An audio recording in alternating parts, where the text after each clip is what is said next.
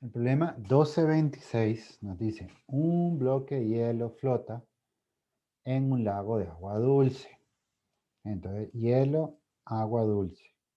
¿Qué volumen mínimo debe tener el bloque para que una mujer de 45 kilogramos pueda ponerse de pie sobre sobre el bloque, ¿verdad? Sin mojarse los pies? Entonces, para eso, lo que tenemos que tener es, el volumen mínimo es el volumen necesario para que se cumpla esto. ¿Ok? Entonces, para eso, pues lo que tenemos que tener es lo siguiente. O sea, el volumen mínimo es para que el hielo quede a ras de la superficie. ¿Ok?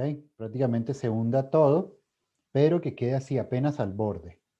¿Ok? Entonces, no va a pasar agua. ¿Ok? No se va a mojar. Entendido todo. Entonces, estamos trabajando con fuerzas boyantes, flotación y todo eso, ¿verdad? Y entonces, pues tenemos la densidad del agua, el volumen de hielo que necesitamos para eso, ¿verdad? Y la masa de la persona, de la mujer.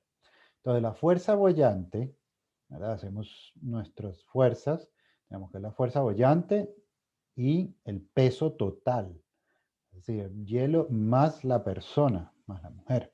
¿Ok? Aquí vemos que la masa es la masa de la mujer más la masa de hielo. ¿Ok?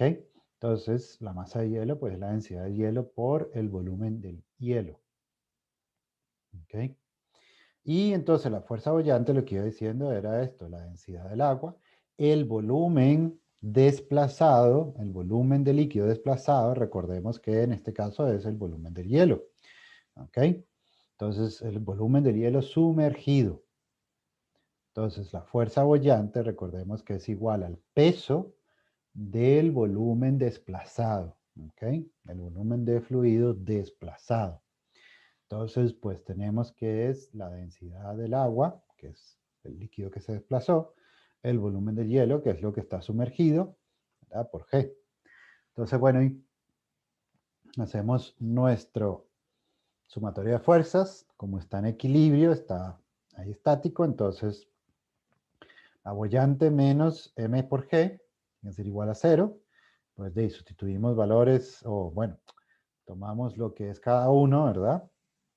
Y entonces, pues la g es común para ambos términos, podemos simplificarlo, ¿ok? Ya que está igualado a 0.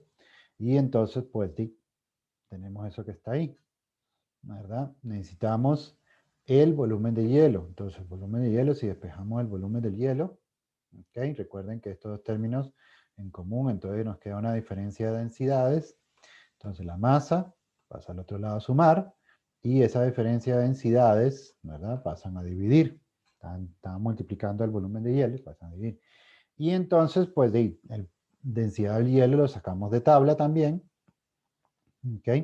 Entonces, lo que tenemos es esto. Y el volumen de hielo necesario para que se pueda producir esa flotación y que apenas quede en el borde, ¿ok? Apenas quede en el borde del hielo el agua, entonces es de 0,562 metros cúbicos. ¿Ok?